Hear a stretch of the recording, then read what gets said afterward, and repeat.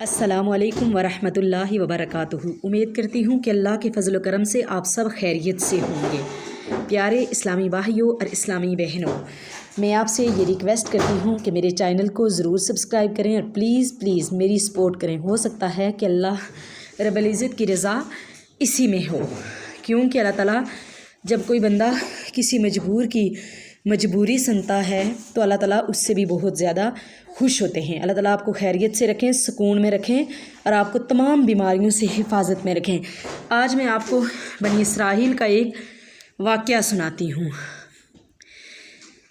توبہ کا۔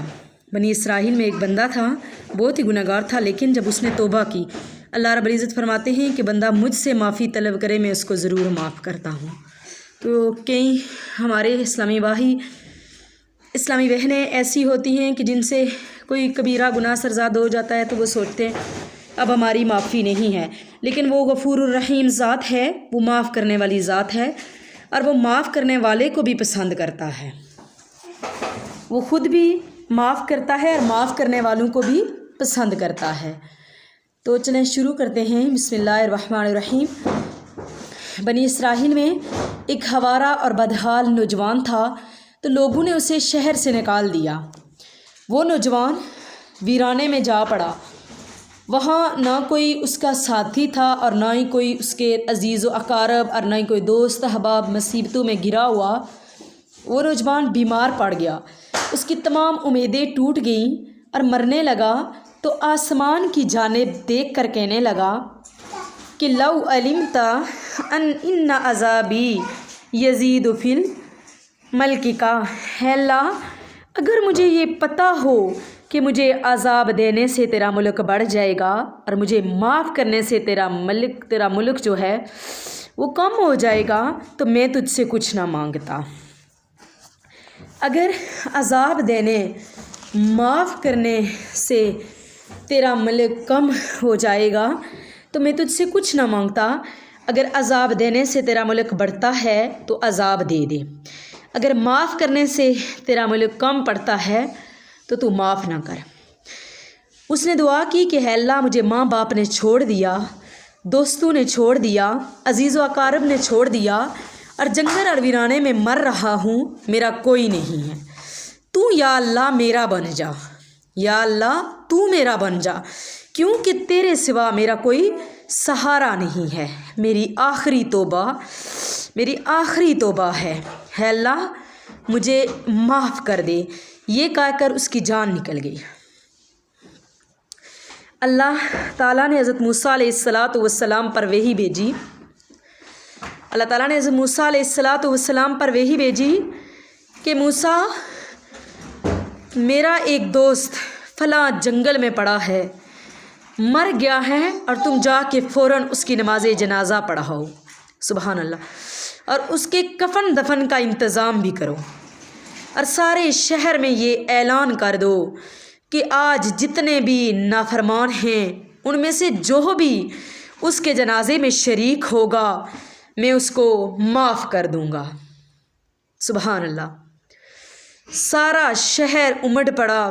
جب لوگوں نے دیکھا، حضرت موسیٰ علیہ السلام نے جب اعلان کیا تو سارا شہر اس بندے کے جنازے میں حاضر ہو گیا۔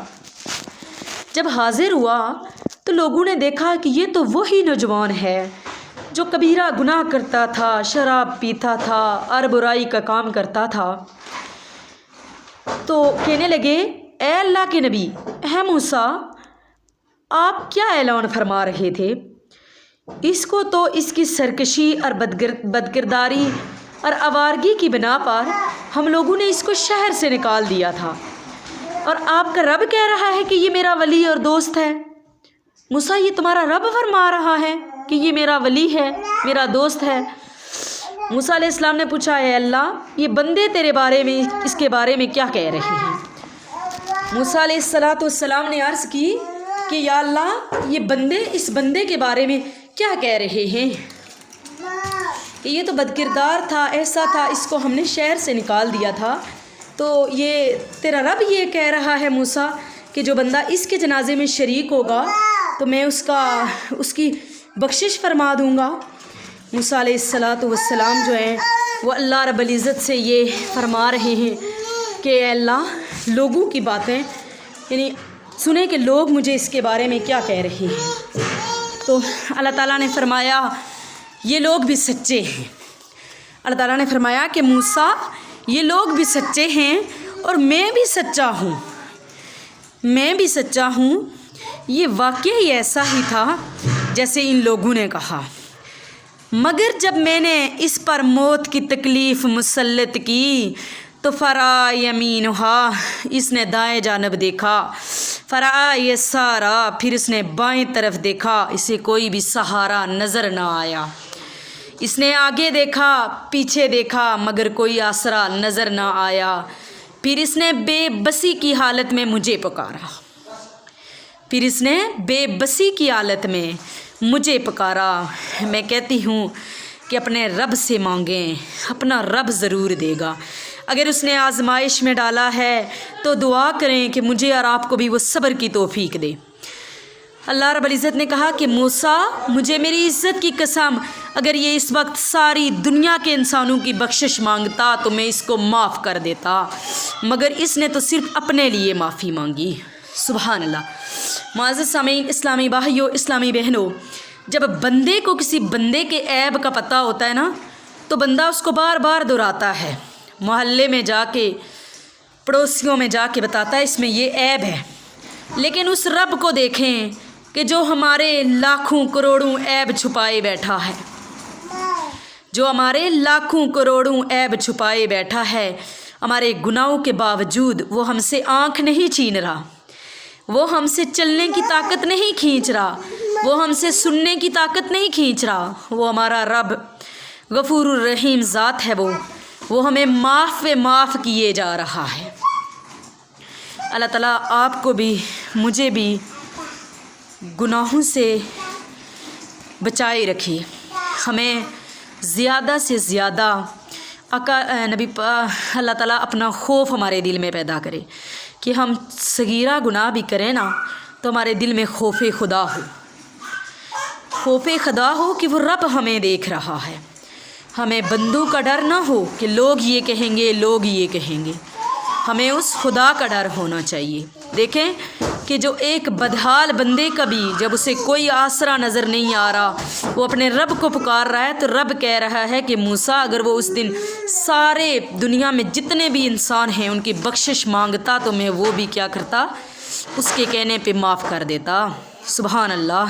اللہ تعالیٰ آپ کو بھی اور مجھے بھی تمام گناہوں سے بچائے رکھے، آمین۔ وآخر دعوانا والحمد للہ رب العالمین۔ امید کرتی ہوں آپ میرے چینل کو ضرور سبسکرائب کریں گے، میری سپورٹ کریں گے، میرے چاہنے والے میرے ساتھ رہیں، جہاں رہیں آباد رہیں، خوش رہیں۔